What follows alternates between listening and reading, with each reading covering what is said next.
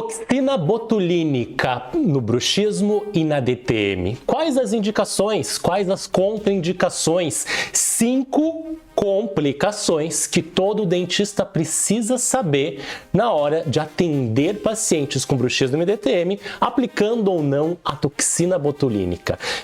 Bora lá! Hoje, toxina botulínica. Então, já coloca sua dúvida aí no chat. Se você tem, a gente está ao vivo aqui, eu quero troca, eu quero interação.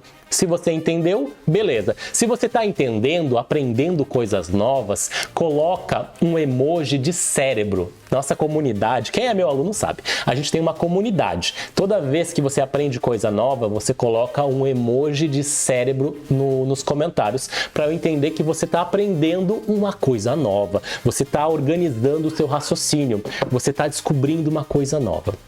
Se você não coloca, se não tiver comentários do emoji de cérebro no coração, no chat, eu vou entender que vocês não estão entendendo nada, eu preciso explicar isso de uma outra maneira, tá bom? Combinado? Vamos criar aqui a nossa comunidade para organizar o raciocínio. Quando a gente fala de toxina botulínica, é importante entender que hoje está uma febre na odontologia para procedimentos estéticos. Ótimo, perfeito! Rugas, expressões, até mesmo diminuição de linha de gengiva, de sorriso gengival, para muitas funções muito interessantes. Porém, recentemente, porque eu digo que é recentemente, a toxina botulínica tem sido estudada não somente para estética, mas para função, para melhorar funções, alguns tipos de funções no nosso corpo. E foi aí que resolveram pensar em usar a toxina botulínica para bruxismo e DTM. Só que o que acontece? Qual é o grande problema disso tudo? As pessoas não entendem como ela funciona no bruxismo e na DTM e saem indicando como se fosse a quinta maravilha do mundo, a sétima, a oitava maravilha do mundo. Não! Tem coisas que vocês precisam aprender antes de sair indicando. Tem indicação, calma lá, mas não é para todo caso.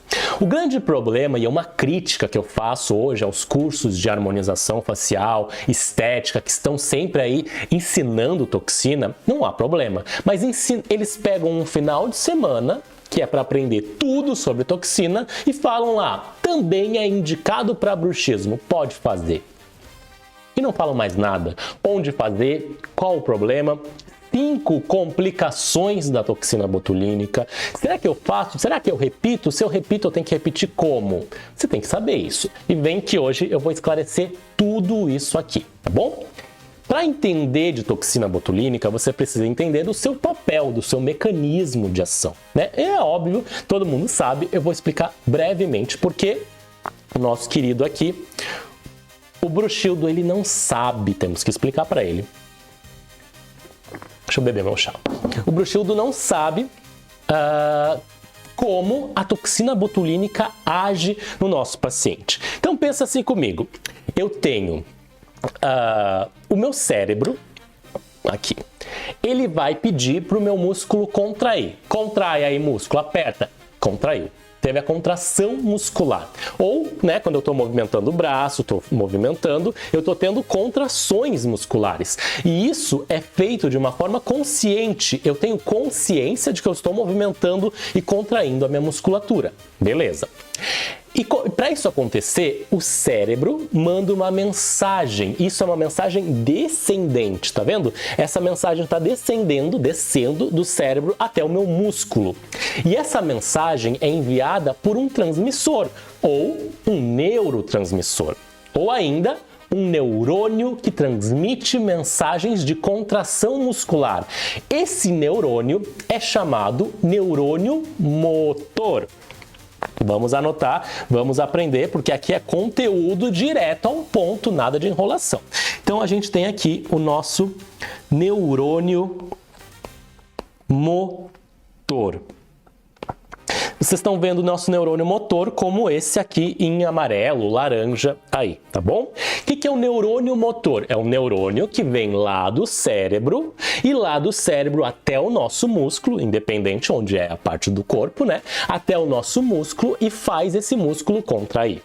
Então o neurônio motor, que é esse aqui, ó, que vocês estão vendo, ele tem algumas partes e ele tem aqui uma união neuromuscular. Deixa eu ampliar para vocês verem melhor isso aqui. Ó, diminuir de tela, estou aqui no cantinho, mas vocês vão ver melhor.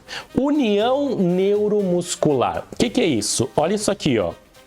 O neurônio, neuro, se une a esse grande cordão que é a nossa fibra muscular. O nosso músculo, ele é feito de fibras musculares, beleza.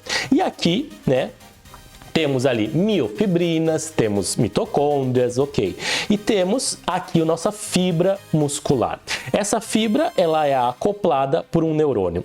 Deixa eu ampliar isso aqui para vocês verem. Olha que legal essa imagem. A gente tem aqui em amarelo o nosso neurônio motor, que está vindo do cérebro até o músculo. Aqui embaixo, onde tem essas viscosidades, é o nosso músculo, beleza? O nosso músculo, e aqui esse músculo vai fazer uma contração. Para que o neurônio mande a mensagem até o músculo, ele precisa de um transmissor, alguém que mande essa mensagem, certo? E aqui são representados por essas bolinhas pretas que tem aqui, que são chamados de vesículas sinápticas, e dentro dessas vesículas sinápticas são liberadas ou são produzidas neurotransmissores. Vou pintar aqui para vocês em preto. Esses neurotransmissores têm inúmeros tipos: serotonina, dopamina, glutamato, e vários outros tipos, tá? Aqui, qual que é o importante? Vocês sabem qual é? Coloca aí para mim no chat quem sabe qual é esse neurotransmissor aqui. Quero ver, hein? Quem é meu aluno sabe, porque eu falo disso aqui, já falei algumas vezes.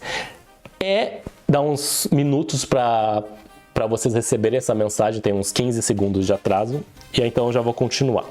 Esse neurotransmissor aqui é a tal da acetilcolina. A acetilcolina é não sei quem acertou ainda, hein? Quero ver. Estão muito tímidos aí no chat. Aê, Fábio botou ali. Fábio é nosso aluno. Acetilcolina, muito bem. Bora lá. A acetilcolina é um neurotransmissor liberado pelo neurônio motor na fenda sináptica que faz o músculo contrair, que é a contração muscular. Então, o cérebro mandou a mensagem para o meu músculo e o meu músculo contraiu. Teve a contração muscular. E isso teve a contração, neurônio motor libera acetilcolina, que a acetilcolina faz a contração muscular. Certo? Se a acetilcolina é responsável pela contração muscular, aonde a toxina botulínica vai agir? Você sabia? A toxina botulínica, ela vai agir exatamente aqui, na acetilcolina. Então, a toxina botulínica, ela nada mais é do que um bloqueador de acetilcolina. Então, aqui, vamos escrever isso para vocês aqui. A toxina é um bloqueador da acetilcolina, tá? Vocês não estavam vendo, perdão. Bloqueador da acetilcolina. Se teve o bloqueio desse neurotransmissor, pensa, esse músculo não vai contrair, porque ele não recebeu essa informação.